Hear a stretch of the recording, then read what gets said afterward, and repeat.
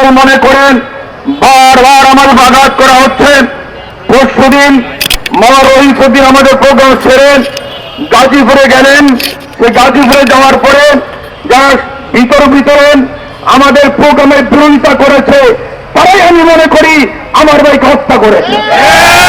কারণ তারা অনেকভাবে চেষ্টা করেছে আমার সুন্নি মুসলমান ভাইদেরকে একত্রিত করতে যদি না পারি তবে এক সপ্তাহ পর্যন্ত তারা সরকারে বসে সরকারের ভিতর এবং বাইরে থেকে বিভ্রান্ত করে আমাদের অনুমতির ব্যাপারে কি কারসাজি করেছে আপনারা দেখেছেন।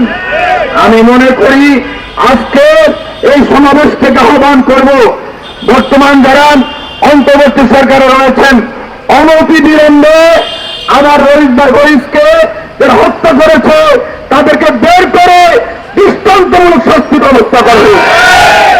অন্যথায় আমরা শান্তিপ্রিয় মুসলমান বারবার যদি আমাদেরকে আঘাত করা হয়, আমাদের পিঠ যদি দেয়ালে থেকে যায়, আমাদের পিছনে যাওয়ার সুযোগ না থাকে, আমরা প্রতিরোধী ব্যবস্থা করব।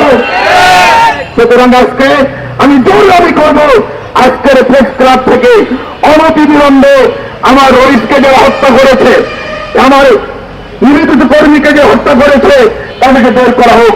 পাশাপাশি বলব থানার অবহেলা রয়েছে। থানার মধ্যে যখন তাকে মেরে একবারে শেষ পর্যায়ে থানার মধ্যে নিল, তার মা তার বোন নিবেদন করেছে তাড়াতাড়ি শিক্ষা করা হোক। আর ওসি মহোদয় বললেন নাটক করছে।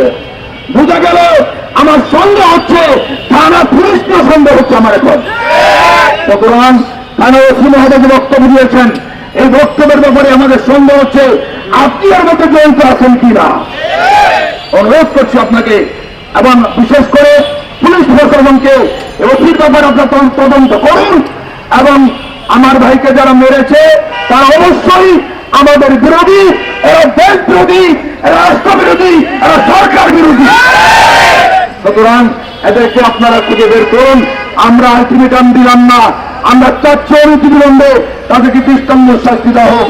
যদি তাই না করা হয় আমরা যে কোনো কঠোর কর্মসূচিতে বাধ্য হব।